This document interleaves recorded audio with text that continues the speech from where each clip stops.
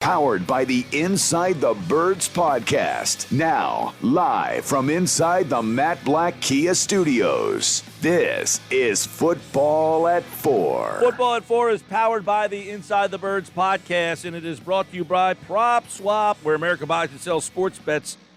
Take your profit, find out how. PropSwap.com. Download the Prop Swap app today. Geoff Mosher is here from the Inside the Birds podcast, which dropped this morning, 6 a.m. for your listening pleasure.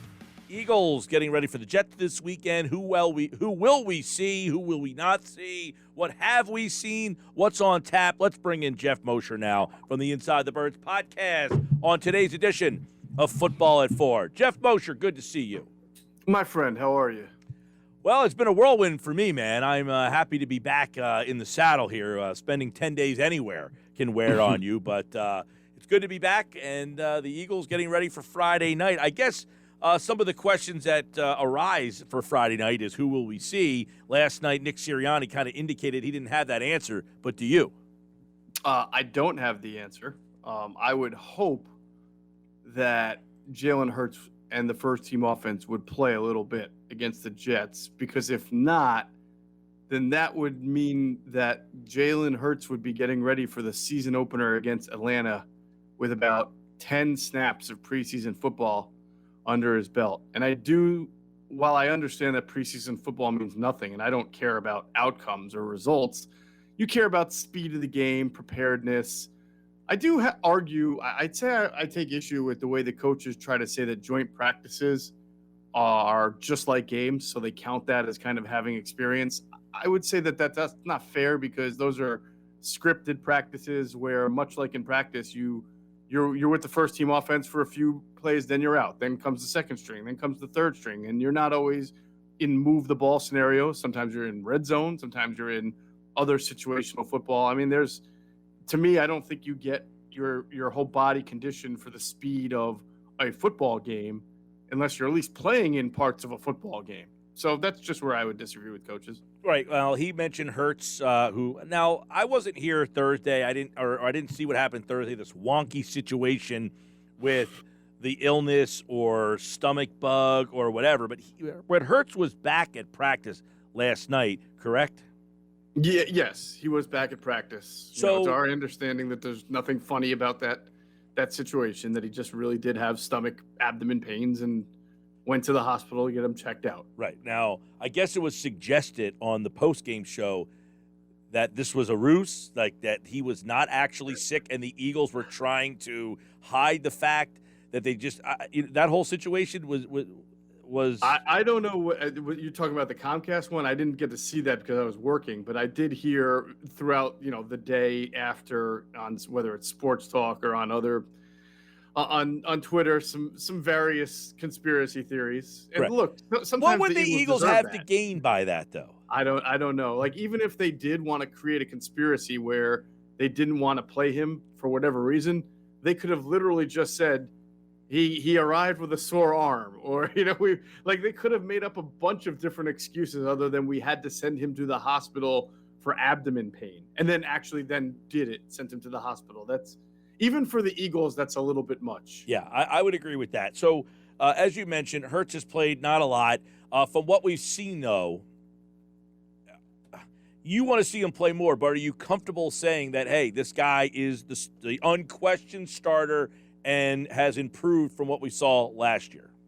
Oh, absolutely. He's the unquestioned starter. He's certainly, I think after the first 2 weeks of camp, that was described to me as average, uneven, good days, bad days, things like that. He had a very nice performance there, albeit brief, against the Steelers, and he's been good in practices. I was told he's performed well in the joint practices against New England. We didn't get to see him into a game. So I think, the arrow's trending up. You would like to me personally, like to see him play, a quarter against the Jets or a couple more series. But with what we have to operate and what we have to go with, he has done a nice job for the last 2 weeks in practice. And yes, he's unquestionably the starter for this football team. Well, if anybody was questioning it, the results from Flacco and Mullins certainly solidify that, I would imagine. Now, let me ask you about the wide receiver room. And after 2 games, do we have a better view of who may be in the room and who might be in trouble? I think after what we've seen from the first day of camp till now, there's a pretty good reason to be concerned about the overall depth at this position. I mean, you've got 4 guys right now who you can say have made the 53.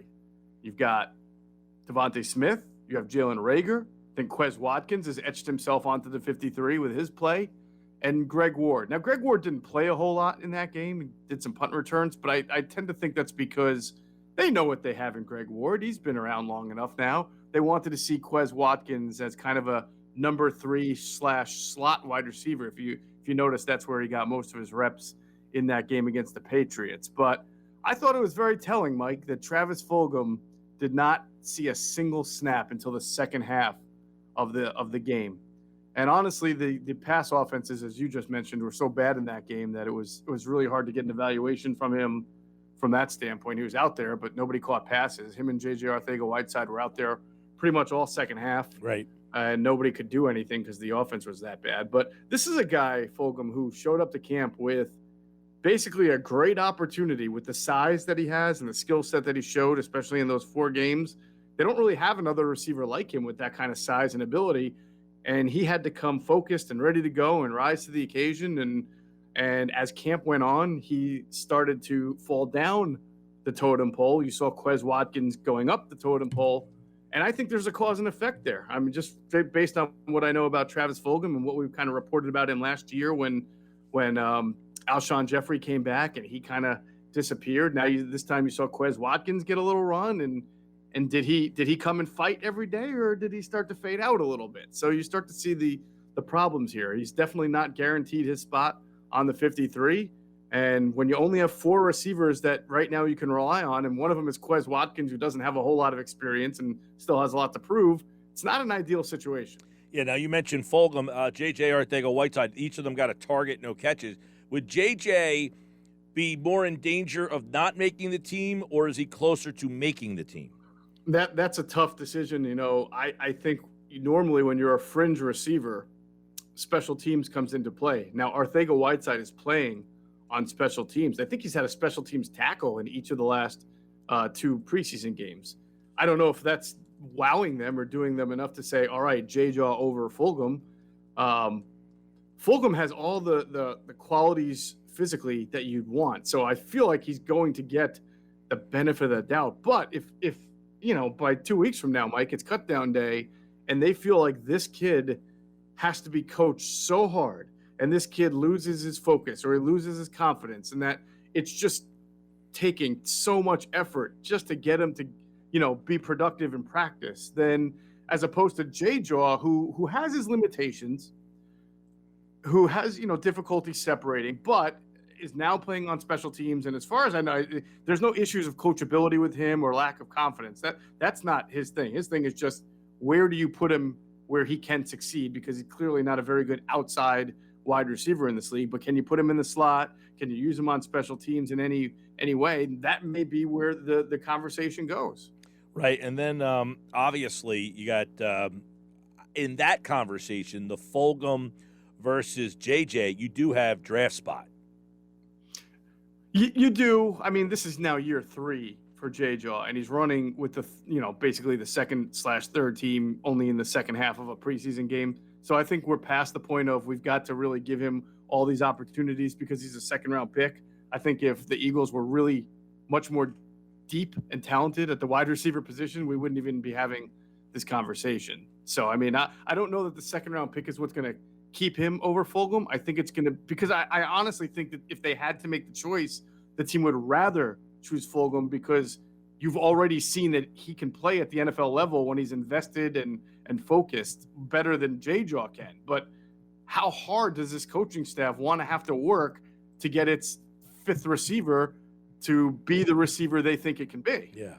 All right, let's take a look at where we are at the running back situation because, you know, in the game the other day, you had Holyfield 4 for 31. He led the way, looked pretty good, almost 8 yards a carry. Gainwell, Sanders, Scott, Howard didn't get a whole heck of a lot of touches. So do we have a better, clearer picture of where this team enters Friday night? Yeah, I don't think anything's changed really ever since the release or the waiving of Kerryon Johnson, who's now, I think, reverted to IR. He was not claimed. You've got 4 running backs. You've got Miles Sanders. You've got Jordan Howard. You have Boston Scott and Kenneth Gainwell. And, 3 of those 4 are pretty good pass-catching running backs. And the one that's not, Jordan Howard, is a good pass-protecting running back. They all have different kind of skill sets. But I think all collectively they give you what you want. You can get speed from Miles and Kenneth Gainwell. You get pass catching from Gainwell and Boston Scott. They would like to see Miles Sanders be a better pass catcher. He's working on that. We'll see what happens. You've got that hard hitting kind of, power guy in Jordan Howard. And I think those are your 4 running backs going into the season. All right. Geoff Mosher, Football at 4 here, taking a look at what's going in the final preseason game on Friday night. Of course, you can hear it here on 97.3 ESPN. Do you take anything from what you saw from that defensive effort Thursday night and then say, hey, I want to play Jonathan Gannon, I want your defensive players out there Friday night? I think fans would love to see that because they can't witness something like that again. I think the takeaway is that, it's something that we've talked about a lot. This team is not as deep as it's been in the past. So it's very fine to say, look, the starters didn't play, so they should have gotten outclassed. Okay. But there were starters, by the way, in that game. I mean, Alex Singleton played, Eric Wilson played, Anthony Harris played, Steven Nelson played. So you got 4 guys in your back 7 that did play. All right. So I get the starting defensive line didn't play. But some of those guys then who came in and got steamrolled, you're talking about the Hassan Ridgeways and the McGills and some of the linebackers and some of the safeties. Like those guys are just one injury away from becoming starters. So the idea that I keep seeing it floated out there, none of these guys are ever going to make the team or see the field. No, that's not true. That's not true. And it's not just one game, it's 2 games that they've really struggled against the run. So again, maybe they're not doing what they would typically do during the season. And of course, the starting defensive line did not play. But I think that it's fair when you see that both teams they've played in the preseason ran the ball more than they had total plays. That's a little bit of a concern. Yeah, I mean, I know that, as you mentioned, they didn't play a lot of guys. But, Sirianni was asked, I guess, whenever he spoke, I guess it was last night, that, hey, would you like to emphasize him being a little bit more physical and changing the way that he's calling defense? It seems that he's calling a very vanilla defense so far. I thought Jonathan Gannon called it vanilla defense in the first game. In the second game, it's still vanilla, yes, as far as their big, their 2 deep coverages, no crazy blitzes. But in the first quarter, you saw them take Gerard Avery and play him as an on-the-ball Sam up close at the line of scrimmage, shooting the gaps, which was different from the first game. And then I also saw more twisting and stunting from the defensive line here in the second game. So it is correct to say it's a pretty relaxed, kind of soft defense. But they got no pass rush from the front 4 from guys that you were hoping to see some pass rush from, whether it was Teron Jackson, whether it was Milton Williams. I thought actually did give you a little bit of pass rush, but not much from the interior. And so that gave the quarterbacks all the time in the world to throw the ball. So as well as New England ran the ball, Mike, there were a couple of third downs they had to convert, and they were able to be converted easily because Cam Newton and Mac Jones really didn't see a whole lot of pressure. Hey, Geoff, what's the tight end room look like now with Kroom and Jackson, that situation? Yeah, pretty thin, right? I mean, so as of today, as of now, Zach Ertz still on the team. Interesting that he still yet has not spoken to the media. So there's Zach Ertz, Dallas Goedert. I thought Jack Stoll played a pretty good game, the rookie, undrafted rookie that they gave some money to. He had 1 pass go off his hands that got intercepted, but he also had 3 or 4 nice catches and some yak yards on one of those plays, and he also blocked fairly well. So Richard Rodgers is right now. Richard Rodgers would be your 3 behind Ertz and Goddard, or Goddard and Ertz, or whatever, and Jack Stoll I still think is going to make it as the 4th tight end. If Ertz is not with the team when the season begins, then you're a little thin there. You've got Goddard, Rodgers, and Stoll. Tyree Jackson probably could have made it as a 4. They'll probably put him on injured reserve. He'll make the 53. Then they'll put him on IR and clear up a spot. So they may bring in someone else there. Maybe it opens up the door for them to bring in another tight end. Couple guys I want your thoughts on and what you've seen. McPherson the other night had 9 tackles. I mean, has he proven to say, hey, he was a worthy pick. Well, it just shows you how your run defense is doing when you have 9 tackles from your cornerback, right? No, he's played physical all camp. I think that's one thing to like about Zach McPherson. He certainly got picked on in coverage, certainly gave up a lot of catches. But again, when there was no pass rush, he almost didn't have a chance. Now, he showed you he's a little grabby. He had a holding call, and then against the Steelers, he had a DPI. So obviously that's all the stuff that they knew to expect with a rookie. I know his practices haven't been as good lately from a coverage standpoint as they were early on. The kid's got a nose for the ball, and he's scrappy. He just has a lot to learn, and that's why the Steven Nelson signing was really important, because they knew they needed to gradually ease Zach McPherson in, and he's got to learn the game and the tendencies. Yeah. So that's why you have to, as an Eagles fan, you have to hope and pray that you don't have a game where either Slay or Nelson leave, or God forbid, like we've seen the last 2 years, both your starting corners leave, because then you're back to, Maddox on the outside along with McPherson, or both McPherson and Craig James, or maybe even a Michael Jacquet if he makes the team. You're getting back to that situation that was not ideal. Yeah, and I guess, Jeff, we really haven't got to look at how he plans on using the Gerard Averys of the world, Kerrigan, like that type of player. Right. Again, we saw a little bit of what they might do with that Sam spot when they have 3 linebackers on the field, because we saw Avery up close on the line shooting the gaps. I tell you, Adam Kaplan dropped a kind of a nugget on our podcast that dropped this morning that said a couple of teams have called and asked about Avery, because he's always been known as a guy who fits well in a 3-4 scheme. He's got that outside edge kind of burst, probably better for a 3-4 type front anyway. So we'll see, because they're really kind of auditioning 3 guys at that one spot: Gerard Avery, Ryan Kerrigan, and the rookie Patrick Johnson. So we'll see what the Eagles decide to do, because if they feel like Kerrigan can hold that spot down and they really like Patrick Johnson, then maybe Avery is someone they'd be willing to part with if they got the right kind of call for him. I don't think they're shopping him. I just think that they're getting calls because people know where he fits. All right, speaking of getting calls, Andre Dillard, any calls there? Yes, there have been calls on Andre Dillard.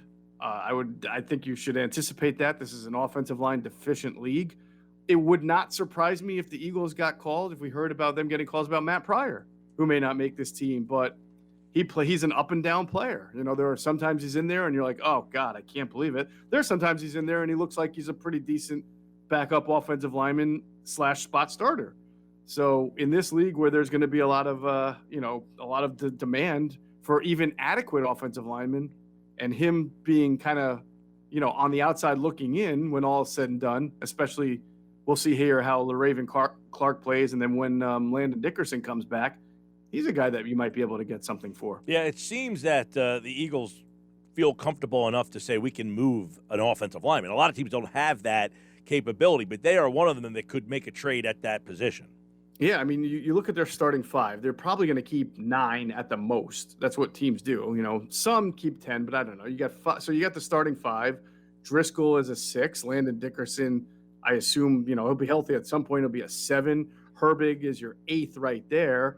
And then you've got now LaRaven Clark and Pryor and Sua Opeta. So you've got kind of a little grapple there for that last spot, even if they're going to go to 9.